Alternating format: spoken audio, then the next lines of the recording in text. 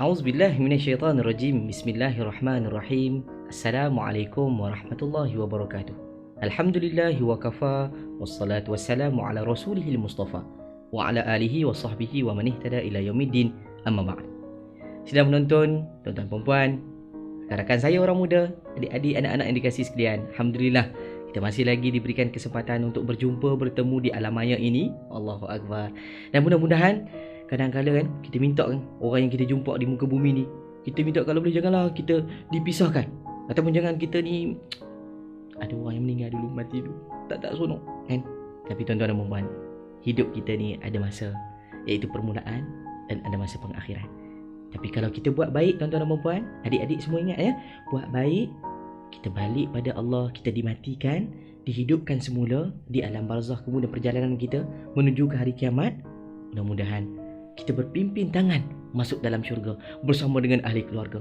Beralih kanan tengok mak, beralih kanan tengok ayah, beralih belakang tengok ada abang kakak. Bestnya, best tak? Best. Tapi dengan syarat masa kita hidup kita kena buat benda yang baik. Seronok tak?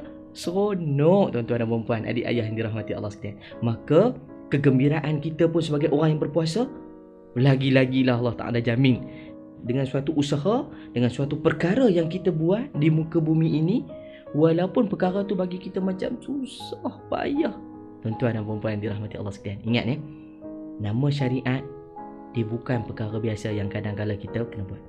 Kadang-kadang di luar tabi'i kita pun kita kena buat. Sebagai contoh, adakah kita puasa tiap-tiap hari? Tak ada. Tapi apabila disyariatkan kepada kita kena puasa 1 bulan, maka wajib kita puasa 1 bulan, iaitu pada bulan Ramadan saja. Bila masuk bulan Syawal pergi puasa 1 bulan, memang kena ketuk kepala. Tuan-tuan dan puan rahmati Allah sekalian. Bukan tak boleh. Sebab 1 hari tu kan kita raya, kita tak boleh dah puasa 1 bulan. Maka tuan-tuan dan puan yang dirahmati Allah sekalian, nampak tak bila datangnya syariat ini, dia jadi satu panduan, satu undang-undang untuk kita kena ikut. Maka hari ini apabila kita berpuasa, kita jangan ingat macam satu benda yang membebankan. Cuba kalau kita fikir dengan logik akal. Depan kita ada makanan tak? Di sebelah kiri kita ada minuman tak? Ada. Siapa yang halang kita untuk makan? Siapa yang halang kita untuk minum? Tak ada siapa boleh halang kita. Kita boleh makan, kita boleh minum. Tapi sebagai hamba kepada Allah dengan syariat yang kita ikat, iaitu Islam, maka wajib kepada kita untuk berpuasa. Walaupun ada makanan, ada minuman. Bukan sebab kita miskin, tapi sebab patuh dengan arahan, patuh dengan syariat Tuhan. Maka tuan-tuan dan puan yang dirahmati Allah sekalian, puasa yang Allah berikan kepada kita ni sebagai suatu garis panduan untuk nak tengok bagaimana kita ni manusia hidup di muka bumi boleh mengabdikan diri sepenuhnya kepada Allah. Tuan-tuan dan puan yang dirahmati Allah sekalian, bila Allah sebut di dalam Al-Quran, bila Allah mendatangkan pensyariatan untuk kita berpuasa pada tahun kedua Hijrah, maka baginda Nabi SAW dan para sahabat pun menunjukkan contoh bagaimana pensyariatan puasa itu dilakukan.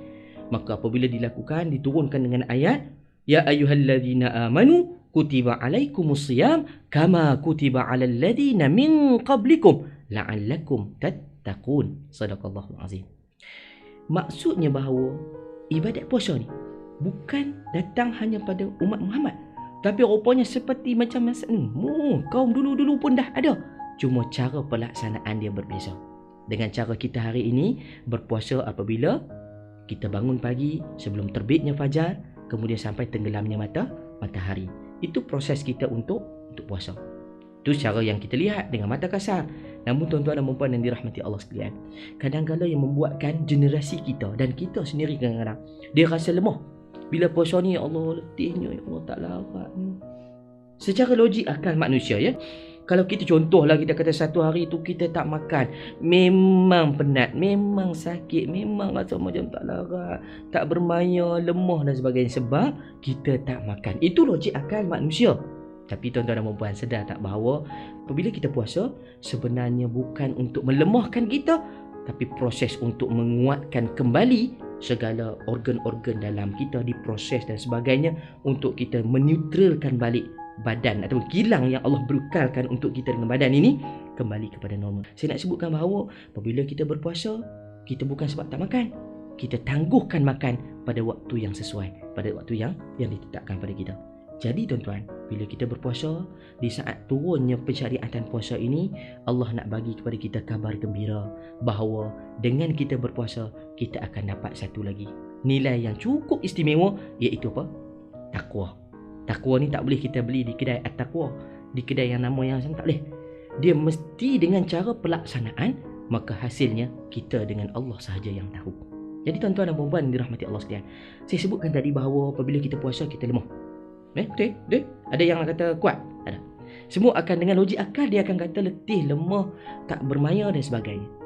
Sedangkan tuan-tuan dan puan-puan yang dirahmati Allah sekalian, banyak cerita-cerita dulu di zaman Nabi SAW dan juga para sahabat yang menceritakan bahawa peristiwa yang berlaku di dalam bulan Ramadan sebenarnya nak tunjukkan kepada masyarakat umum bahawa orang yang berpuasa adalah orang yang berpotensi tinggi dan kuat jasmani.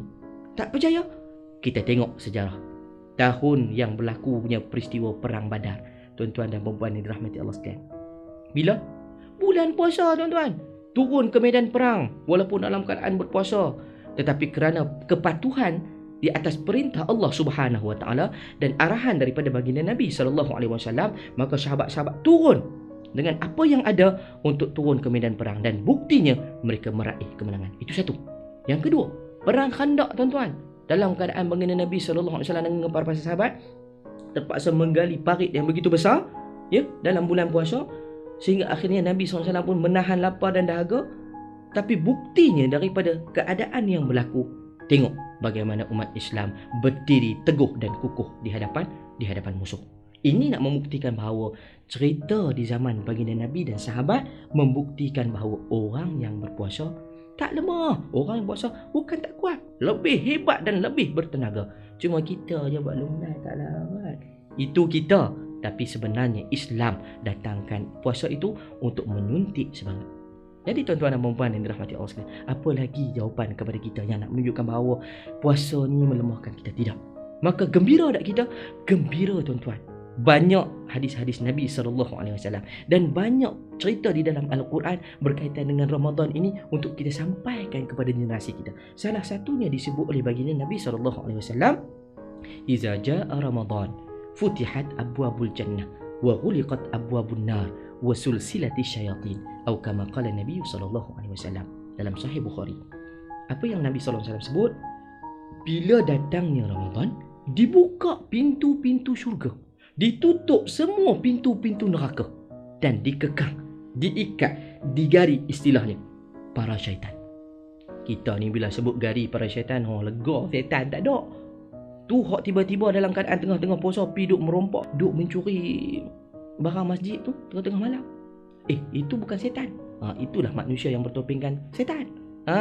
Bukan syaitan tu bertopengkan manusia. Jadi tuan-tuan dan puan yang dirahmati Allah sekalian, bulan puasa ni Nabi sebut bahawa tidak ada peluang kita ni untuk masuk neraka sebab pintu neraka dah ditutup. Tapi sayang tuan-tuan, dalam bulan puasa ni jugalah dia nak pergi kacau pintu neraka tu. Pasal sebab apa? Kita dah ada peluang untuk masuk syurga sebab dibuka semua pintu-pintu syurga. Peluang kita untuk buat baik, nak masuk syurga, Allah buka dah peluang dalam bulan Ramadan. Jadi bila lagi? Apa sebab kita tak mau masuk syurga? Ambil kesempatan dengan buat perkara-perkara kebaikan. Tuan-tuan dan puan-puan yang dirahmati Allah sekalian, bukan itu sahaja yang baginda Nabi SAW sebutkan juga. Nabi juga sebutkan bahawa sumu tasihhu, berpuasalah kamu dan kamu akan beroleh kesihatan. Bererti bahawa Allah Subhanahu Wa Taala memberikan kita, syariatkan kepada kita untuk berpuasa, bukan membebankan, tapi di sebalik syariat ataupun ibadat yang kita buat, rupa-rupanya didatangkan dengan faktor kebaikan untuk badan, untuk diri kita. Maka hari ini tuan-tuan dan puan-puan, bergembiralah kita. Tuan-tuan, bergembiralah sebab di samping kita dapat tadi banyak pahala-pahala, banyak kebaikan yang kita dapat. Dan juga tuan-tuan, ingat baginda Nabi SAW juga sebut ada satu pintu khas di dalam syurga yang disediakan untuk orang berpuasa yang dinamakan Babu Ar-Rayyan. Pintu Ar-Rayyan. Pintu itu khas untuk orang puasa. Bila semua orang puasa dah masuk, pintu Ar-Rayyan akan ditutup dan tidak ada lagi orang yang puasa nak masuk. Semua orang puasa akan masuk pintu tu. Jadi beruntung kita tuan-tuan dan puan-puan yang dirahmati Allah sekalian. Dan terakhir sekali, baginda Nabi SAW juga sebut, orang yang berpuasa ni, bau mulut dia umpama bau kasturi. Jadi tuan-tuan dan puan-puan, banyak kalau nak cerita ni. Jadi itulah di antara kegembiraan kita sebagai orang yang berpuasa. Beruntung sangat-sangat apabila Allah mensyariatkan kepada kita puasa khusus kepada orang Islam. Siru ala barakatillah. Assalamualaikum warahmatullahi wabarakatuh.